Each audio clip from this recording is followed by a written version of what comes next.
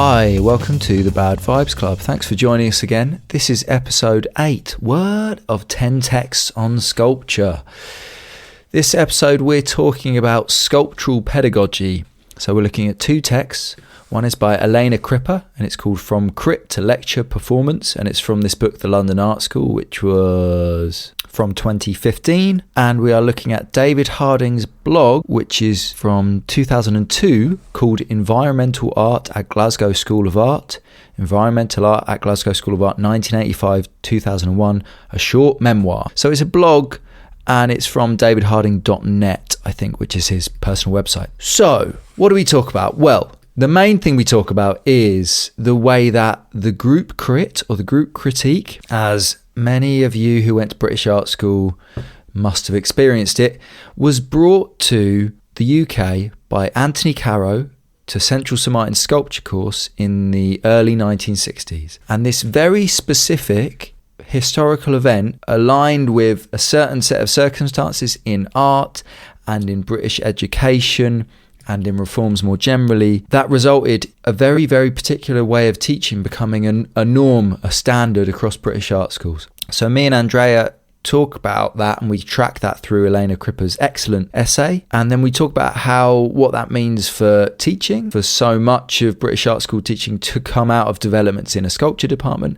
And we talk about that in terms of sculpture, and interestingly for me in relation to performance, and where British performance art, in terms of, you know, visual art performance rather than kind of performance that comes from experimental theatre and so on, how that may well have come from almost a reaction to certain ways of talking about art that were instituted in the British Art School in the 1960s. We then shift to David Harding's article and we talk about environmental art and its embrace of the monument form that, you know, Rosalind Krauss was saying that modernism had dispensed with, but in a very different way to, you know, the very strict sense of sculpture in the expanded field. And we talk about how I didn't get onto that course at Glasgow School of Art in 2004 because I didn't really understand anything about the different educational systems in Scotland and England, and about what it is to ask students to do something very, very hard. So in the case of environmental art, that might be to make art in a public space or to work with a group of people. There is also this third text that we describe, which is called Art and Social Context, which is by Chris Crickmay, but we found it on David Harding's website. It's there as well. We won't upload the PDF of that, but that's about the kind of previously existing course at Dartington, which was called Art and Social Context, which really David Harding taught on and really led to a lot of the ideas that were embedded in environmental art. It's a really, really interesting episode. I just edited it. I really enjoyed listening back, and it's really making me think about crits. And I'm editing it quickly and doing this intro quickly because actually I want to get it out before next week when I've got a crit at Camberwell. So I'm going to send it to all my students. So if you're one of my students, then get listening. I am absolutely happy for you to listen at double speed. But let's really think about what the crit is for, and what are the best parts of it, and what are the parts that can be left in the early 1960s. All right, enjoy the episode. Okay, so we have 2 official texts, but I really feel like there's a third, slightly semi-official text. But the 2 texts we have are Elena Crippa's From Crit to Lecture Performance, which is all about the development of the crit in British art schools and what she thinks that led to in kind of developments in British art that came from, I guess, a sculpture department, Central St Martin's sculpture department.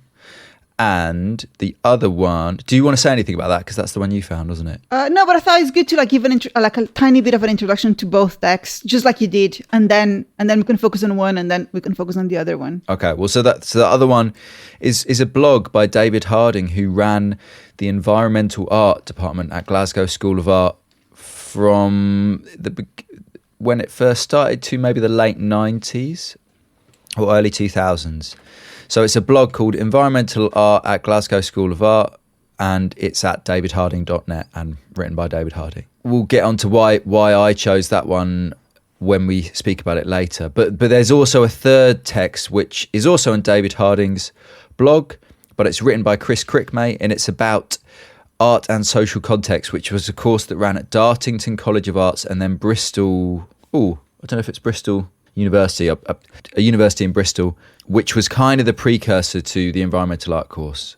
So that we kind of looked at that quite a lot as well. But why don't we start with the Elena Crippa text, because that kind of looks at developments in sculpture departments in London in the 60s onwards, doesn't it? Yes. So it's from a bigger book, right? It's from a book called The London Art School, is that right? Yes, and it's a project by Tate. So Tate funded a series of PhDs. It's a really interesting book because each of the chapters is by one of these persons who were funded by the Tate to do a PhD looking at art schools in Britain in the 60s. And that also kind of says a lot about the tone of the chapters. If students go and read them, they have the tone of someone who's like, it feels like PhD homework a lot of times. You have very clear introductions, very clear conclusions. It has a sort of like, I think recent PhD graduates paragraphs when they keep telling you, I'm going to tell you this. I'm telling you this. I told you that.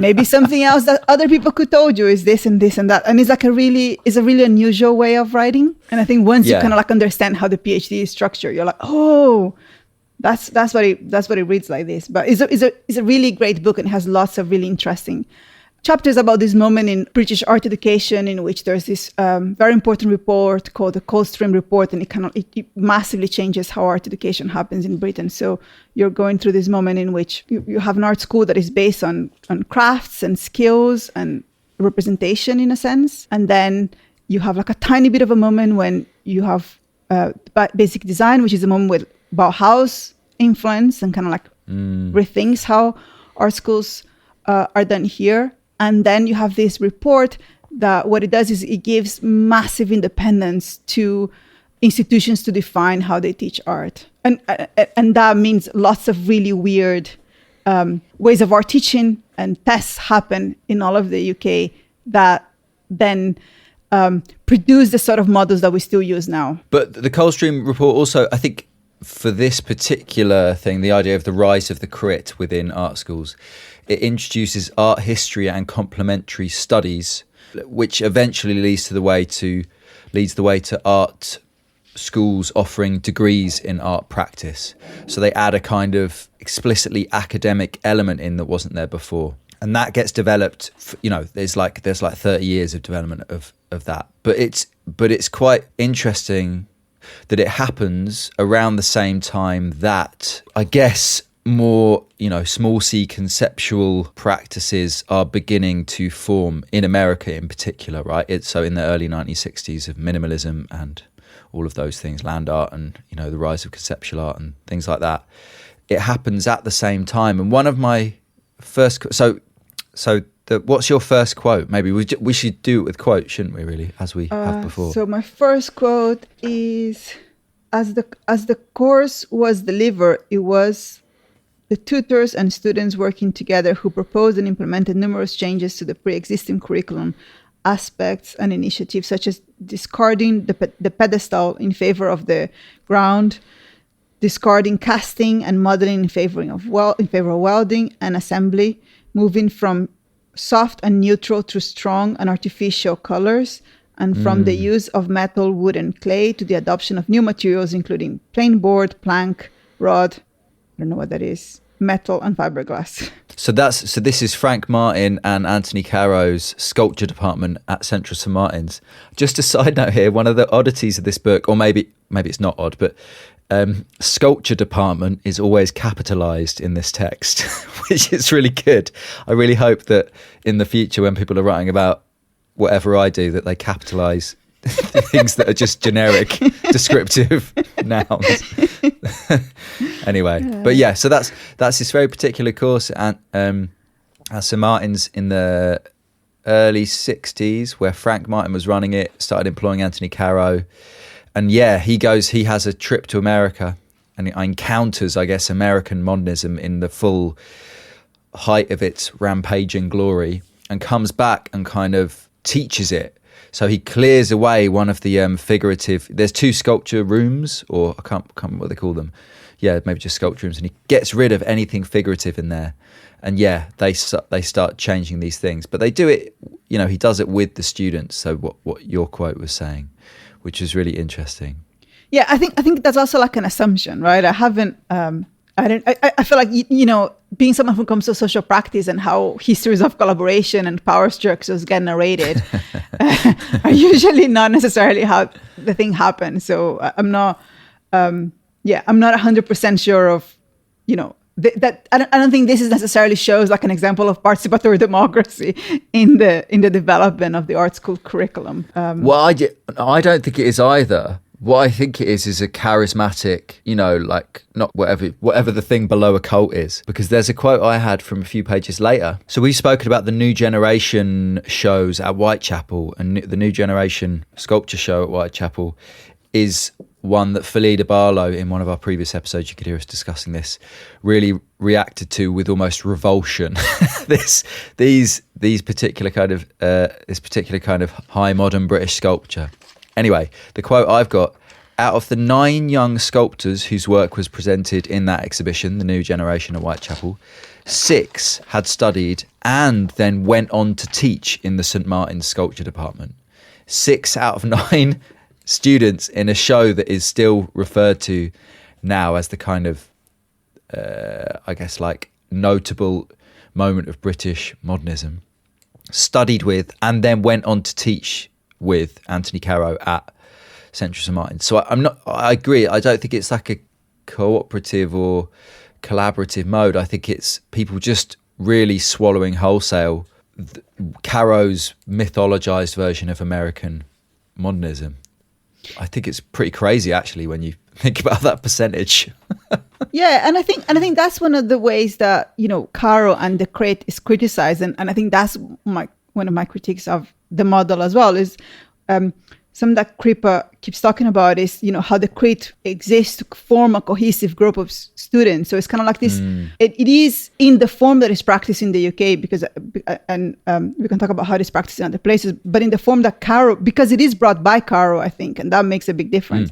It is a form that is used to in a weird kind of authoritarian way that then produces students that believe in this authority. So even in that list of description, which is like, well, discard pedestal in favor of the ground, or like they like, artificial colors instead of soft and natural colors, like metal, wood is bad, and board, plank, scrap metal is good. So it is a very, and I think that's the kind of I'm guessing the cold side of what you're saying, right? Is not the Crete in the Caro model is not a space for intellectual discussion as it is in the US. Or last week I actually talked to some students that have done exchange in Germany and Vienna, and they were saying how different the Crete is there as a space of intellectual debate, while the model of the Crete that comes from Caro is inherently a form to produce social cohesion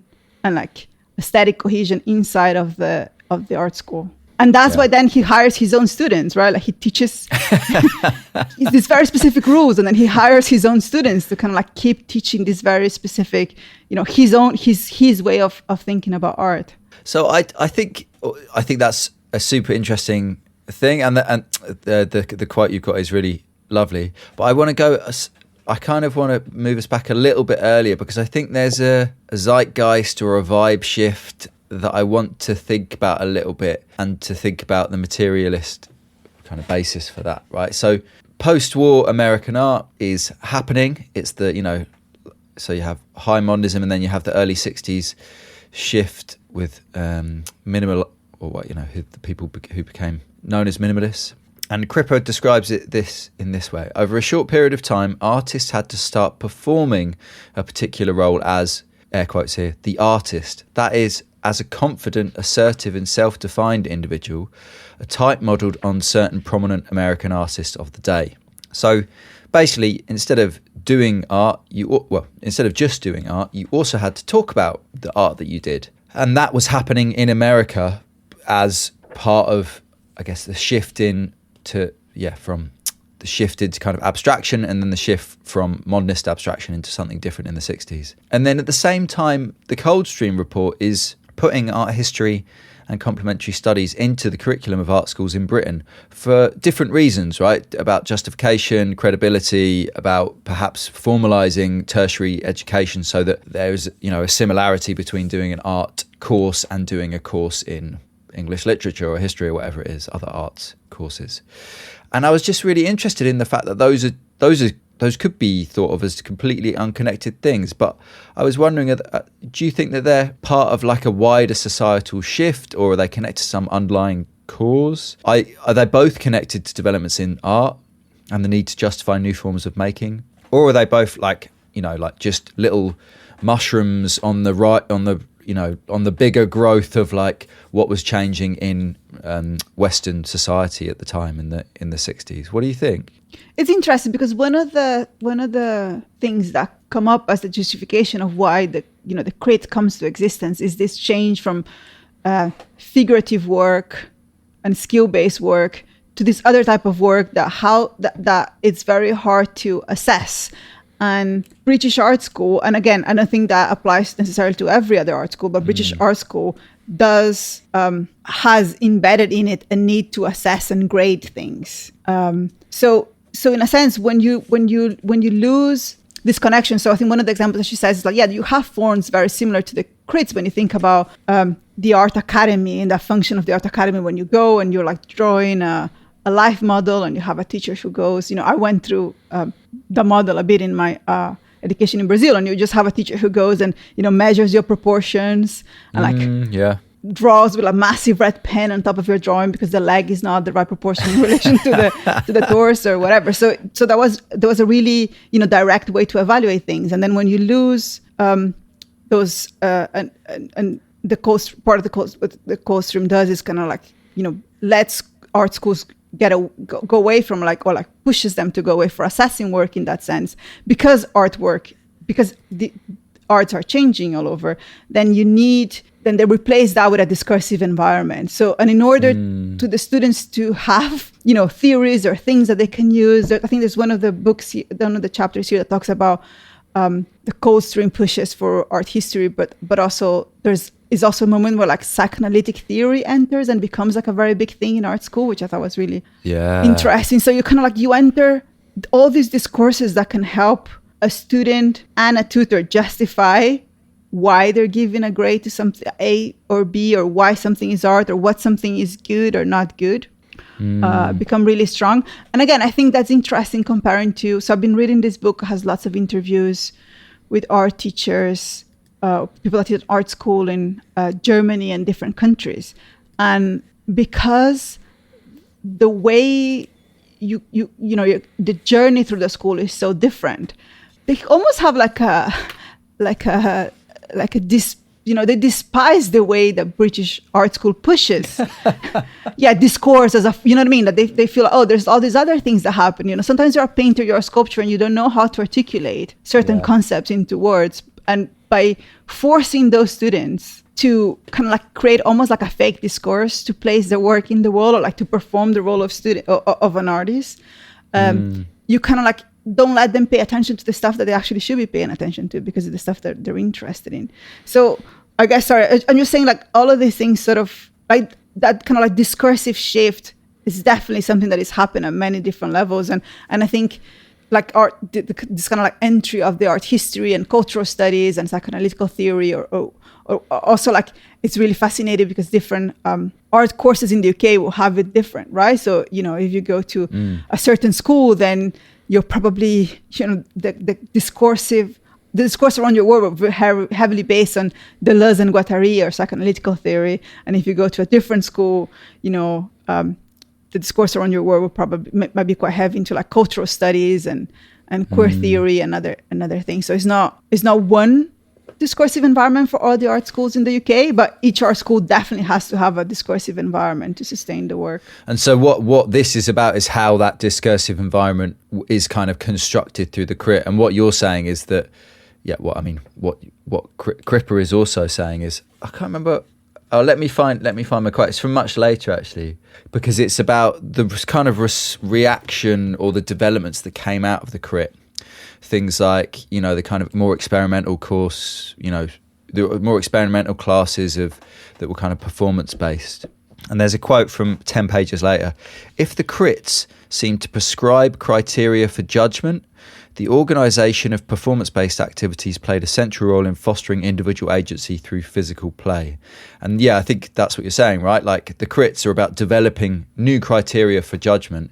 And if they're done in, you know, maybe there's different ways of doing it, but you're saying that the structure of the British Art School kind of ends up requiring there to be like, you know, keep it simple, just like let's all decide what the criteria are and then we can judge you every module or whatever. Yeah, and it kind of like it's really interesting because I've been thinking a lot about, because we had this conversation before, and I've been thinking a lot about kind of the type of student and practice that is envisioned by this project, right? So, for example, I think there's a section when she's talking about, you know, this is also part of like a change in sculpture. So and there's something really interesting about the crit coming from Caro and sculpture, and then how sculpture then dictate how every other, mode of art functions. But this idea that when you move to Caro, then you have a sculpture that doesn't do drafts, that doesn't do maquettes, that just like do the object. I really thought that was interesting. Yeah. And then you have an object, but when thinking about contemporary art, like lots of people, art doesn't work. I do social practice. Like for me, crits are a really weird environment, because the idea that I will have something that is physical and presentable to put in the middle of the room every few weeks makes no sense. And I have a lot of students that have to negotiate that. So, it's really interesting then to see the reaction of the people that don't fit that model and decide to make their disagreement clear as students, and then we can talk about it as the courses work as well. But it's really, there's something really exciting about thinking how much of the performance, the British history of performance come from a reaction to that imposition. Yeah, come on. I mean, let's just stick with that first point, because I think that's super interesting. The quote I've got here: a shared moment of appraisal in front of the physical work was needed for this new kind of sculpture, because it had become common among tutors and students to work directly on the final object. And it is really striking how sculptural that is, right? Sculpture had been a medium of models, working drawings, tests, maquettes, scaling up. At art school, you weren't necessarily going to be making, you might have been working on something and being say like, I'm working on this bronze sculpture, but you never poured the bronze because you just made loads of maquettes and you looked at them. But now that things were being kind of put together as the final object, or you worked on the final object, there was a different form of looking that needed to be done, because it wasn't about where you could take this when you finally decided, or when you were finally allowed to like make the big sculpture. It was like, we're looking at the thing itself, which is really specific in about the changing way that sculpture was being practiced. So I thought that's really key to think about if we're thinking about what sculptural pedagogy is in that moment. And then, what you're saying is that gets kind of responded to. The other thing I thought, which I think, so when I think of a crit, as I try to teach it, and as I try to think as I remember it, the focus was always on kind of student discussion, like your peers discussing. But it is important to think that, I know this is different in different countries as well. Page 138, discussion between the student and a number of tutors in front of the work and in the presence of students' peers, right? So it wasn't student-led. They were asked to take part and participate in the discussions and comment at length and depth, but it was focused on kind of multiple tutors having a discussion, right? It was focused on tutor feedback and the presence of students as almost like an audience who I don't know, participating in a slightly different way. How do you think about it when you do because you have to do crits sometimes, right? Yes, I hate them. I think that's interesting, because again, I think it comes from Caro's idea of the crit, and I think that is replicated here. And we sometimes have crits with like two tutors, and that's seen as I do think that's nicer than it was when you're like managing a group on your own. But I think there's still a way in which it's really hard, because it's such a short time, to create an environment where students can actually reflect on the work and not just give feedback that reproduces what they think is the institution or the tutor thinks about the work. So when I do crits, I try really hard to say, how can we talk about the work without giving feedback? I think the idea of the crit giving feedback to the artist, who I think comes from there, I think is pedagogically very wrong. And I think it's a lot harder, it's a lot more interesting to the other people. I think to me, a crit is a lot more interesting when it's not about your work and you're kind of forced to think about someone else's work and you're forced to understand it and articulate it out loud. What you think the work is doing and how the mechanisms through which it's doing it, than to tell someone, this is good or this is bad or paint it blue and it goes back to the idea that, all art at school is sort of bad art. And you're not going to fix it by changing the color. And what's interesting is to understand the object. And I think that's what's interesting about other crit traditions. So the student that was talking about his experience in Vienna, he was like, it was amazing. Like you get to do like one in the school that he was, you got to do one, it's a sculpture-based course, and you get to do one sculpture. You have a date. So every week is a different student. And then we spend like 2 or 3 hours, you have like, and that's the crit. It's like every week you have like 2 or 3 hours looking at one student's work. And it can't just be advice to how to make it better, because filling 3 hours of discussion is amazing. It's the amount of time that things get exhausted and then, they can become something else. And I think the model in America is a bit the same as well. Is that you just, you're just there with an object for like hours as a group and you try to take it apart. But it's quite hard to make that, to bring that to here when the model that we have is that we have, I don't know, like 15 minutes per student or 20 minutes per student. And it's like around and you have to go through everybody and everybody's taking notes and someone says, oh, this is, you should try this, you should try that. And everybody's just making notes of like, what are the things that they should try? It makes how do you do them? Sorry, how do you do them? Oh, I mean, I just desperately try to get students to describe what's in front of them. And that comes really from noting, from things we've spoken about before, that students find it very hard to write about art or talk about art or describe what's in front of them. And often just even getting a student to like not talk about something symbolically or in reference to feelings or emotions, but simply to ask, to say like, what are we looking at? And then someone to eventually say, we're looking at a bit of wood with some tape on and a drawing attached to it, rather than being like, oh, well, it makes me think about this, or like, oh, I really like it because, so just trying to get them to that fundamental level. So yeah, I suppose what I'm interested in is how to think about what's in front of us. Yeah. And that really does come from this model of the crit, right? Because it makes me think about James Elkin's book, Why Art Cannot Be Taught. And there's a good section in there where he takes it from someone else, these kind of 5 models of art.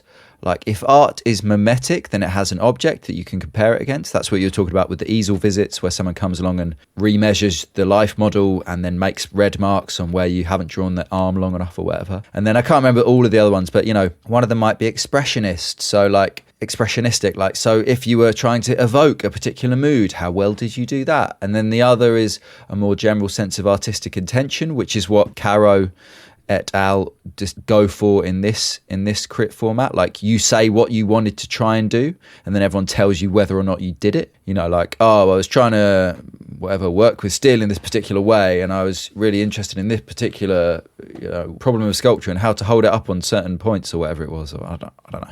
It's not my kind of sculpture, so I don't know what their intention would be. But you know what I mean. You might have an intention, and then you tell people what you wanted to do, and they say, I don't think it really worked. And then the kind of, there's a few others, but the final one is what I think ends up being the default mode, but it's actually almost impossible. James Elkin says it's almost like it's actually impossible to do, like the objective mode, where we try and evaluate the object on its own terms, i.e. we look at what's in front of us and we try and discover the terms on which it's operating, and then we work out whether it's working on those terms. Yeah, but I think that's what but that's why you need 3 hours to do it. Yeah. You can't do that in 15 minutes because it's really hard. But I think intellectually, it's so interesting to kind of like force yourself to, and I find it hard as and I've been doing it for a long time, to like put yourself in a place where you can like understand or try to understand the rules of someone else's practice and the context of someone else's practice, and kind of like, and try to have a conversation. And I think to me, that's the interesting bit. It's almost like showing your work. It's sort of your collaboration to make that other thing happen. Yeah. But I suppose, okay, so then to go back to the kind of specific sculptural stuff of it. So Frank Martin was in charge of the capitalized sculpture department at Central St Martin's. Here's a quote from page 138. For Frank Martin, who was in overall charge, the forums, which is what the crits ended up being called. No, the forums and the crits are different. Oh, what was the forum? Sorry, maybe I kind of have merged them in my mind. The forum will be like a certain afternoons, let's say Thursday night, when people can bring their finished work and put it, and it'll be like open and any student can come. And so it's like a more volunteer. This, like, the crits are this forced thing that you have to do over and over and over. And the forum is this moment when you think, you're moving out of the classroom to a public. It's still an art school public, but it is a public that then can join and talk. And I think, I don't remember the quote, but I think the forums were a lot more aggressive in a sense, because then you have the older students who feel like they can carry that authority. So here we go. The forums were opportunities for students to gain confidence. So that's not about the work; it's about them as being, again, this idea of the role of the artist being important, and then to see themselves as sculptors, i.e., to like move away from the kind of educational mode and into the professional mode, to be able to stand by and take responsibility for their work. Yes, fair. And then in the face of devastating criticism by their peers. That's a direct quote. I like the idea of devastating criticism. I mean, I had a lot of friends, I don't think it's like that anymore, but I had a lot of friends who studied like 10 years ago at Goldsmiths, and it was still like that, right? You still had the 3 years together. So the year threes will completely eviscerate the first years in public, and with the support of the tutors, because that was seen as a pedagogical process. And I know lots of people who quit after the first year and had actually massive mental health issues, because why? I mean, I don't like, other than make the third, you know what I mean? You it's like a weird perception, or like misreading of evolution, theory of evolution or something. It's like the strong artists, the people who can take it, who can take the pain, and who can also learn to like reproduce what the institution thinks is important, will survive. The weak will be eliminated. They do not have a place as an artist.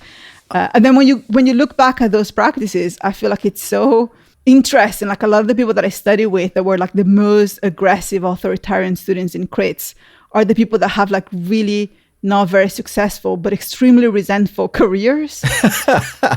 because they're like, they play the game, and they constructed an idea but they of didn't themselves. realize the game was very internal and quite small. That's exactly. And people that have like a really horrible time in crits, that had a horrible time at uni because everybody was kind of dismissive of their practice, are people that now have incredibly successful careers that are really weird, where they make art that follows their own rules, which was what they started at art school. But art school didn't recognize that. Art school was just make art that is inside these art school parameters. So again, maybe it's just a question, like, so when it comes to like challenging people within crits, how do you feel about that? Because I think responsibility is important, and I think the ability to articulate not like the why, why did you make that, why did you do that, but like the how, like being actually able, again, this is description, it's methodology, like how did you get to this point, I think is important. And I think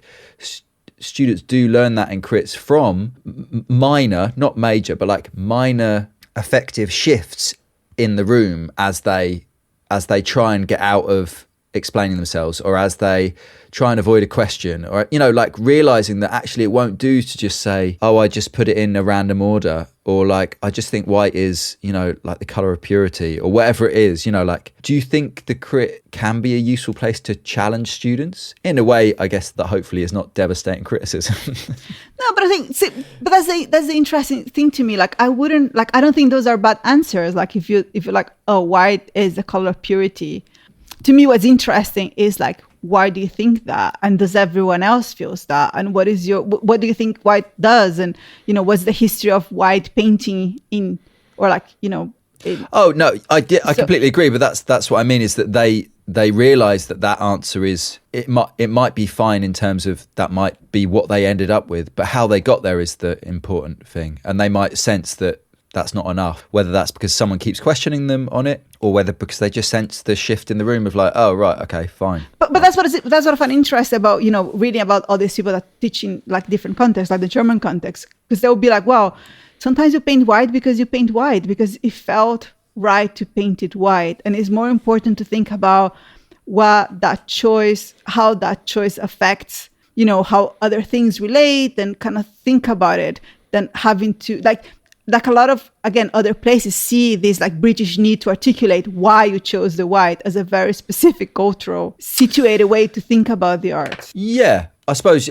maybe I just phrased it badly, but if you think, if crits exist, are they a good place to have those discussions? I think. Or do you think is it the group situation that you think is not helpful there because, I don't know, students get embarrassed or they can't think on their feet, or like you say, they're making intuitive decisions. They aren't really able to articulate what is and isn't intuitive. Or I think it's not the group. It's like, although I think the group is an issue because now, for example, for us, we have like such a large group of students that it takes them a long time to build intimacy with each other. And I think it takes a lot of either, intimacy or not caring about someone else's feelings to say certain things about people's work. Like you have to, I'm not someone who's good with social situations. So it takes me a long time to understand who are the people that are going to be massively hurt or not by a comment when I'm with my peers, right? When I'm teaching, I'm just even more careful with people's feeling about the work. But I think, to me, the best crits that I had was where we're like,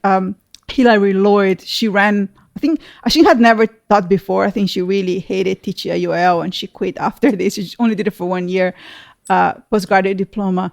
And her crits were kind of amazing because it was a very strong mix between international students and I was international students and British students.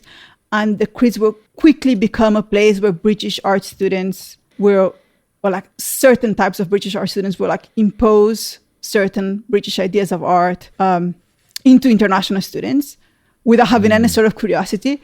And Hilary will make every crit to be about the discussion. So the moment someone will say in this very dismissive way, oh, I think your work is too didactic, she will be like, what is didactic? What does that mean?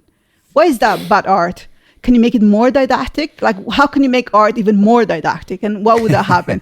Would that make it less art? And we would like stop looking at the thing and it would like immediately become, so things like, again, like words that are like didactic or, not political enough or too political, or you're not related to, there's all these things that as a foreigner, it's really easy to distinguish, that they're very characteristic from the art school here. And they get repeated over and over because students have like, heard their tutors use them in the foundation and during the BA, and they have been, the people that kind of fit those are rewarded, and the people that don't are sort of like punishing through grades or assessment or something. So it becomes this like repetition of these things that are meaningless.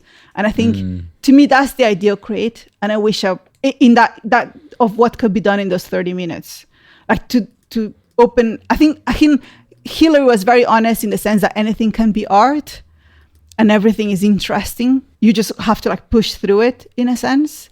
And that was like it was just a really great place in terms of like changing the dynamic of the whole course and the students as well. Sorry, but it's completely different from, I'm gonna read my other quote, which is from page 141, which I think is a good, because then we can move to maybe it's like a good transition to move to the reaction to the crits. Yeah, I was just thinking that, yeah. Which is, the crit constituted a rite of passage by which a practicing artist was recognized as such by means of a double act of presentation. On the one hand, there was a display of the work of art itself. On the other, the discussion of the artist's work in a public arena, in front of a group of peers and respected practicing artists. The status of the artist was coming to be acquired not so much through public applause, but through the endurance of the experience of public discussion. And I think it's interesting because it goes back to what you were saying before. It is because the crit in Britain becomes so much more a performative action, right? Is like, that is the place that performs you as an artist. And it's not about learning. It's not about the object. It's about being recognized in the institution and by your peers as an artist. That then the reaction to it happened not through art, not through like making different kinds of art objects or things, but through like the mode of performance itself. So I want to use the Bruce MacLean quote here. Well, I'll give the later clip. So I'll give two quotes. Frank Martin's and Anthony Caro's insistence on organising the forums as staged tournaments for the training of young artists, each needing to stand up for their ideas in front of their peers, may have sowed the seeds amongst the students of a particular interest in posture and staging of performance and actions. And then the Bruce MacLean quote, which is, he said that the crits in the sculpture department were 12 adult men with pipes walking around sculpture for hours mumbling, which I think is really good. But then what happens is, then people like Bruce MacLean, Gilbert and George, they're the examples given in the text, start to kind of intervene in discursive environments that are typical of the art school. And Elena Crippa describes it as the rise of the lecture performance. So people doing these lectures that are really performances or about the pose and the setting of lectures themselves. And I thought what was super interesting, actually, which I hadn't noticed on my first reading, was the description of Bruce MacLean's lecture performance. Did you note that? Because it's almost exactly the same as Robert Smithson's, is it Passaic Monuments? What is it? Monuments of Passaic, which we discussed in the last episode that we just released, the Entropy episode. A tour of the monuments of the Passaic. I mean, the lecture that I remember from MacLean is him performing the different sculptures, but that's not the one that you mentioned. Yeah, that's the collaboration with Gilbert and George. This one was, got a load of slides, taken loads of pictures as he wandered around London of curbs, of... Oh, hang on a minute, let me find it. I found the quote. He shot several rows of slides showing objects seen in the urban environment, such as brick walls, garden edging, park benches, and curbstones. MacLean explained to the audience that the work consisted in observing those different elements and recognizing them as sculpture or as possible sites for sculpture. That's it. Yeah. So it's almost exactly the same as, well, not exactly the same. It's got a similar vibe to A Tour of Monuments of the Passaic, New Jersey by Robert Smithson, which is from 1967, was published in Art Forum. And this was from 1968, I think. And it's a lecture performance given back at Central St. Mines a few years after he's graduated.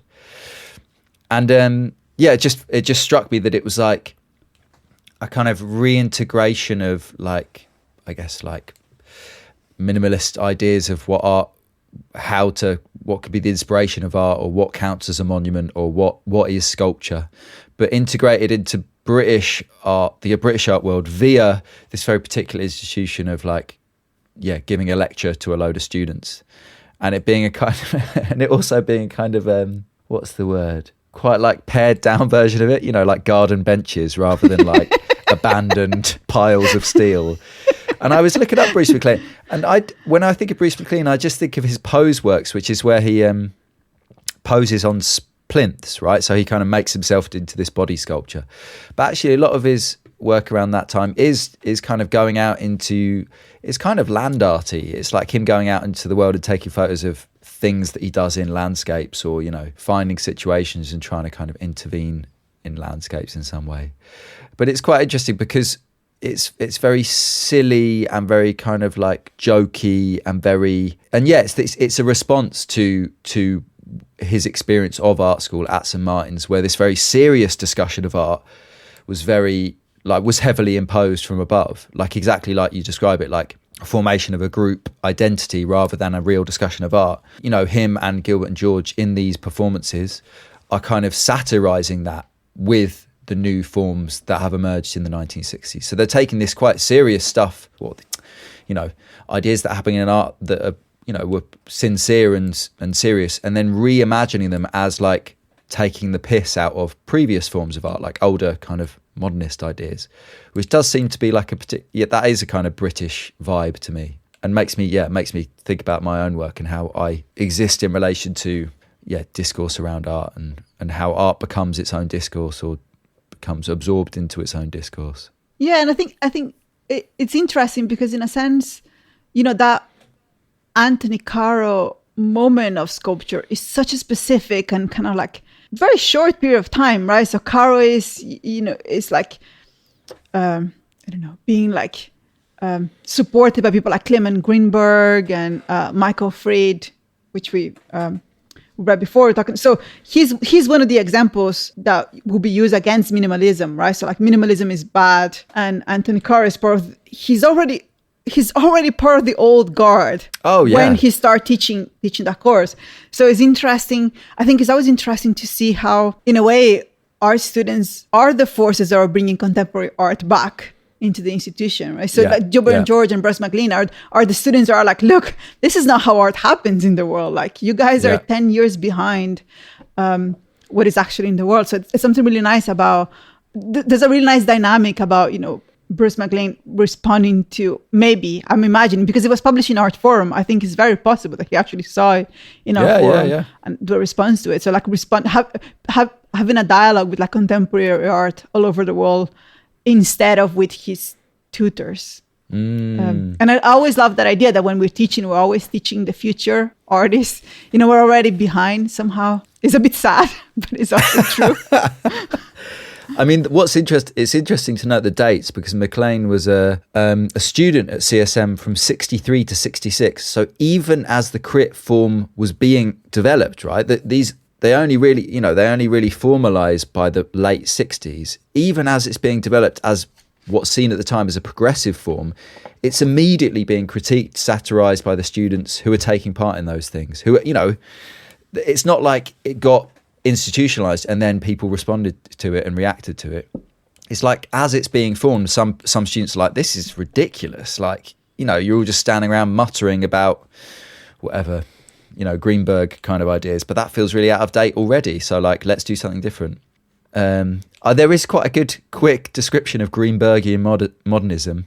Page 140, Greenbergian criticism guided the making of art towards a progressive focus on the self-sufficient and the reflexive conditions of the medium, and towards a reduction of all the formal aspects which were not essential to the medium itself. And as many people have pointed out, this is a very specific and limiting form of modernism, not the full picture of what was being made or the way that art was being talked about, but it became this kind of pure version of modernism that people think about when they think about modernism. But yeah, it was always already kind of out of whack with what was actually being made. As we noted when we looked at that entropy essay by Smithson, in the 60s, people were going to watch vampire movies and pop art. People were taking in a wide range of cultural material that wasn't subject specific, and I don't know. Yeah, there's just a kind of impurity to modernism which is not acknowledged in Greenberg's ideas, which were then deployed by Caro in the crit. Yeah, and I mean, I think in the 60s, Clement Greenberg is already seen as this kind of old, outdated man, right? I think his influence ends with abstract impressionism and everything that comes afterwards. Yeah. So it's really, really, in that way, Caro is so behind, but is so important institutionally and, collected and has like I think for me, I'm still puzzled about why Caro, how did that structure happen that gives Caro so much importance into, but this has helped because if he taught all these people that then, went on to become tutors and become really important people in art school, then those are, I have a very Marxist view of art history. I don't believe in like a formalist view of art history at all. So to me, this is a very clear possible structure on how, people then keep reinscribing this myth and this value, definitely. And make him this like a really, really important person in the history of British sculpture. But I mean, the thing that really strikes me is, but also that, so I'm just, the way that British performance develops from the 60s. So, I mention it quite a lot, but there's a Rosalie Goldberg book that was written, she wrote it in the late 70s, where she tries to make a 20th century history of performance art by stringing together lots of historical avant-garde stuff from the early part of the 20th century through to performance in New York and London in the 60s and stuff after that. But as noted in this essay, which I think is more convincing, it's quite a long quote, but I'll read it. Although since the beginning of the 20th century, the historical avant-garde had engaged with a variety of live activities that crossed theatre, musical performance and dance, these had only marginally influenced the development of performance-based work within the visual arts.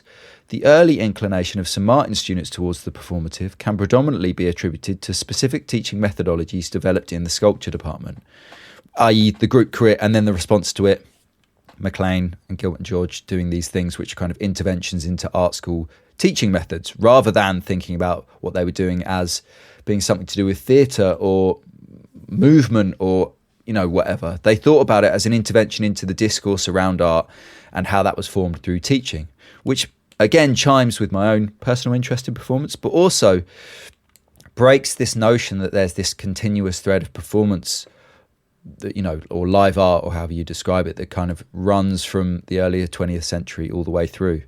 And actually kind of the starting point is weirdly Anthony Caro's like wholesale import of modernist ideas via the group crit into British art school, which is way more convincing. And as you say, it's like a materialist.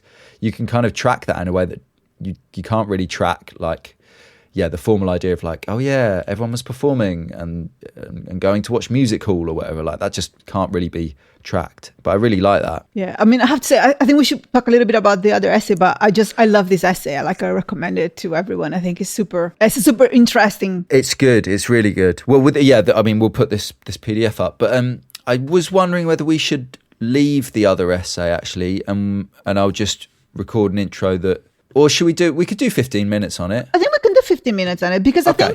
I think it's interesting because it follows this, it still follows this line of seeing how art school develops in the UK and the reaction. So one of the things that happened because of the Caro course is that you start having all these kind of sculptural courses in reaction to that, right? So you have the A course in St Martin itself, which is a super interesting course, experimental course in sculpture, and then you have I lost it here. So you have the Open University Art and Environment in the mid-70s, and then you have the Art and Social Context in 78 to 86, and then you have the Environmental Art at Glasgow School of Art in 85 and 2001. So maybe you can tell us what you chose this. What you recommend? Okay, so this is on a personal level. I applied to the Environmental Art course in Glasgow in 2004 or whenever, when I was applying to universities and didn't get in.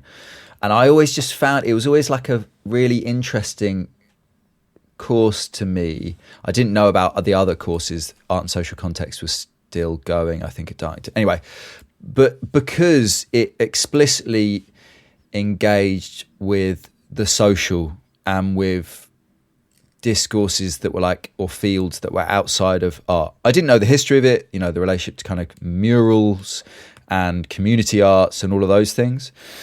But what I really liked was that people went out. I had a friend in Glasgow studying architecture. I'd go up to see her, and she had friends on that course, and they would go out and do art in public space, go and do stuff on the metro, leaving stuff on trains or taking photos of stuff out in the world. And I just thought that seemed so great. And I didn't have the language to describe it at the time. But I guess it just seemed now I understand it as having absorbed lots of lessons from I guess kind of post 1960s art into a making course, which I really liked. And now I understand it as a totally de-skilled course, i.e. it didn't offer training as such. And again, it's important to note the Scottish specificity of the course, because all Scottish courses, most Scottish courses still have a 4-year structure where you have a kind of foundation year built into that 4 years. So you have a general fine art introduction year. So a whole year of you go and do some printmaking, you go and do some sculpture-y stuff, you go and do some life drawing, and then you specialise in your second year. So again, not something I really understood at the time, which is probably why I didn't get into the course, because I would have been applying to do the second year of the course. And I don't think I even realised that was what I was doing, but that was the way it worked. Anyway, so this is not really an essay. I guess it's just a series of reminiscences. Maybe we don't have to speak about the second part of the blog, but the first one about the development of the environmental art course and how it kind of got its identity was really interesting, I thought. Yeah, and it has this blog. So I think, like you say, it's not an essay; it's more like oral history in a sense. So he taught this course from 1985 to 2001, and then they wrote this in 2002. So he wrote it as quite immediately after he finished the course, and it feels like it has that vibe of trying to register his memories and his thoughts at the time as they were, without just like, getting them out. And he's there's something really nice and light about it as well. Like, yeah, I really like it. And at the time it's not thought of as sculpture, but weirdly it's now in the 2020s. I don't know when this happened, but it's reabsorbed into the sculpture department. Now it's that area or course or whatever it's called is called sculpture and environmental art. So it's been absorbed into sculpture. It's almost like the lessons have been learned as part of sculpture or something. Anyway, but what's your first quote from it?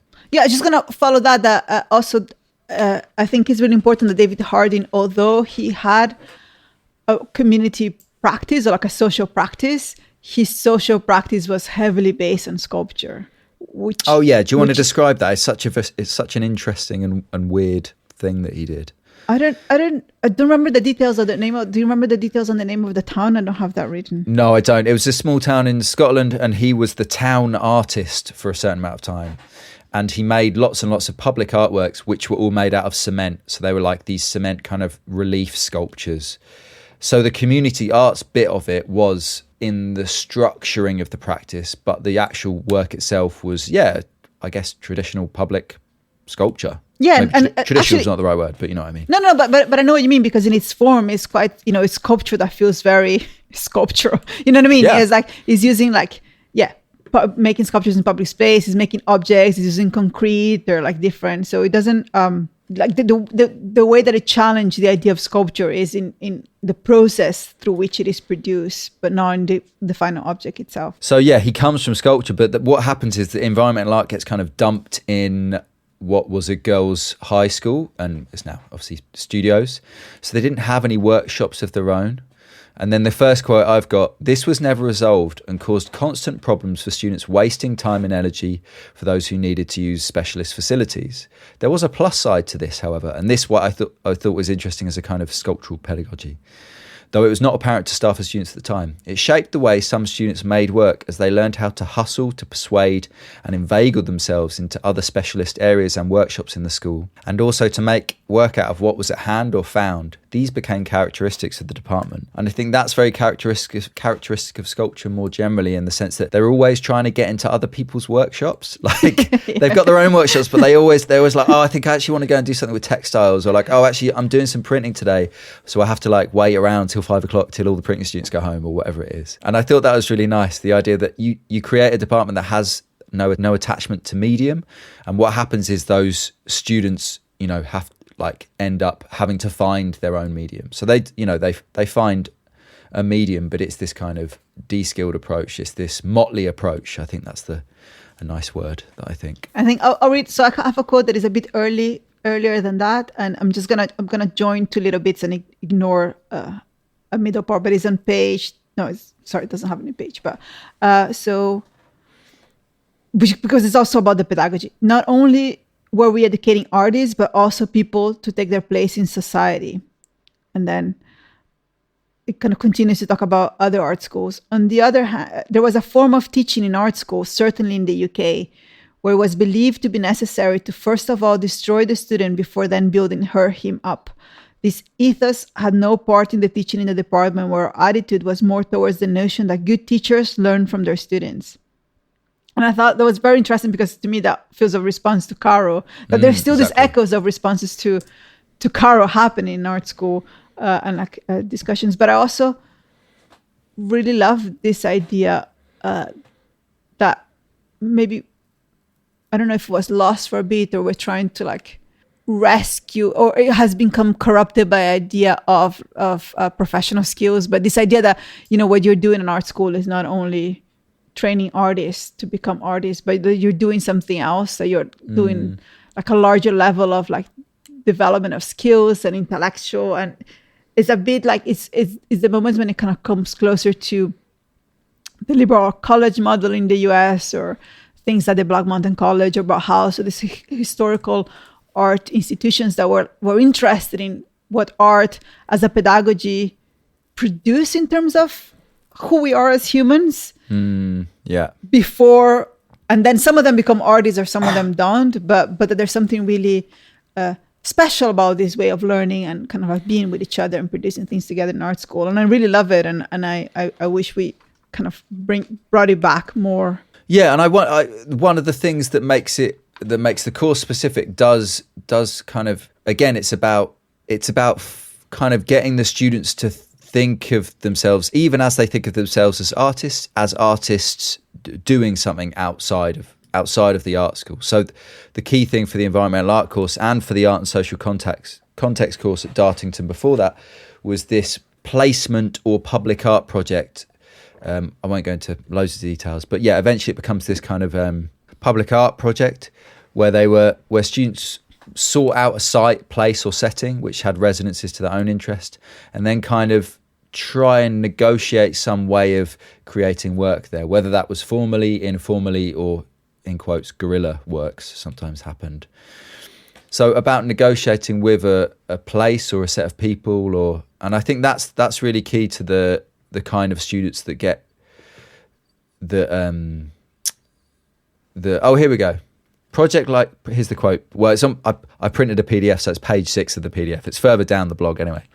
Projects like these have to be able to develop in students of fine art a willing engagement with and a sensitivity to non-art / secular / everyday contexts, to negotiation and or collaboration with non-artists, to a delicate balance between the personal and the public, to the issues around the local and the universal, to sites, places and audience. And again, this is like echoes of the anti-Caro thing. How different an attitude to making art this is can be gauged by the comment of a leading British sculptor, maybe it's Caro, who stated in 1972 that the idea of designing a sculpture for a particular site, even if chosen by oneself, seems to me to be a gross limitation on the sculptor's freedom. And just to finish that, we need to finish up fairly soon because I've got a meeting, but just to finish that up, that to me seems so interesting in terms of, when we think back to Rosalind Krauss's neat little fable of modernism as the anti-monument, right? So in a way, David Harding's saying, yeah, that's what certain people felt like their job was to refuse the idea of monuments or, artworks that are made for a specific event, for a specific site, a specific setting. And but actually a lot of people were just thinking about that in a very different way, like community arts or, these kind of socially engaged practices, was just thinking about like engaging with site and setting in a way that was anti-monumental, but didn't lose that site specificity or something. Yeah, I did Google and that wasn't Caro, but I didn't make a note of the name of the sculpture. Oh, okay.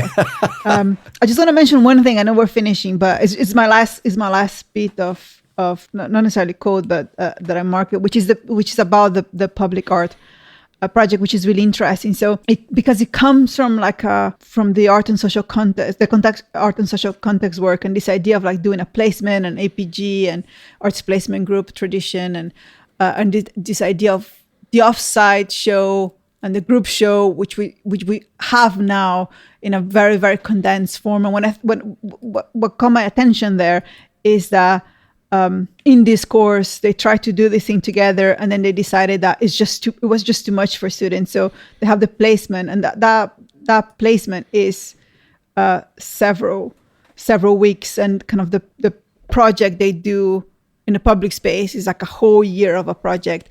And I thought it was interesting because we have the offsite model, and I think most art schools have it. And it just as in where you ask students to go off and do something somewhere. Yes, exactly. Because that has been institutionalized. And then you're like, oh, this develops lots of professional skills and how the uni can kind of like take over this DIY mentality. But at the same time, there's so much time. And I think we're quite critical with art students now, in a sense. I feel like every generation is, right? We're just, as teachers, we're like, oh, we could do this. The students can't do that. The students can't do this. But I think we don't appreciate how many of these forms we have brought together and then compacted, and we expect them to do all these things and be super productive when the history of those forms were a lot more, there was a lot more space and a lot more thinking, and maybe a student that went through this experience that was not a student that had a lot of crits are the same. You know what I mean? That those were choices, and now we have this kind of like massive compact of everything. And then we expect students to be more productive or more active, but we don't recognize how much we're actually throwing at them. Yeah, I mean, the big shift in these two articles is that in the art and social context course, they start off with placements, and they're really, really long placements, but they find that it's too overwhelming for students. Students take on too much responsibility, or they get too involved in situations. So they have to rethink it, because it's too much in, I don't know, just too much work and too much to ask a student to do. And then what's happened as it's been institutionalized in other departments that aren't specializing in this is that we ask them to do something that's really, really hard within a really, really short period of time, and then we judge them on not being able to do it very well. So yeah, it becomes this very weird thing where like it's institutionalized, and the specificity of the skills that you need to, for example, negotiate with a community of people in order to work with them, just aren't passed on. So yeah, it's interesting how these things get integrated in different courses, and collaboration also being the kind of obvious example of that, where you have these kind of collaborative units, that we run a unit on collaboration, and then students just kind of jam together and asked to work together, but then they're assessed separately, which obviously creates like massive problems. Okay, I have to go because the recruitment spring term meeting has started. This is I'm excited to join it. All right, any final thoughts before we go? No, I think we cover everything. Just like I really recommend students to read these two texts. Yeah, they're really. I mean, the David Harding one is very informal, but it's a really fun history of the environmental art course, which I still think is doing really good stuff. And the Elena Crippa text is really good and really clear, and about the history of British art school from the 60s to today, in via this idea of the crit and the lecture performance. All right, I'm gonna go. See ya. Welcome back. I hope you enjoyed it. Thanks so much to Andrea for speaking to me again. Thanks for listening. Next time we will be speaking about something else. We haven't quite decided yet. We've got 2 episodes left, and the next one will be a surprise.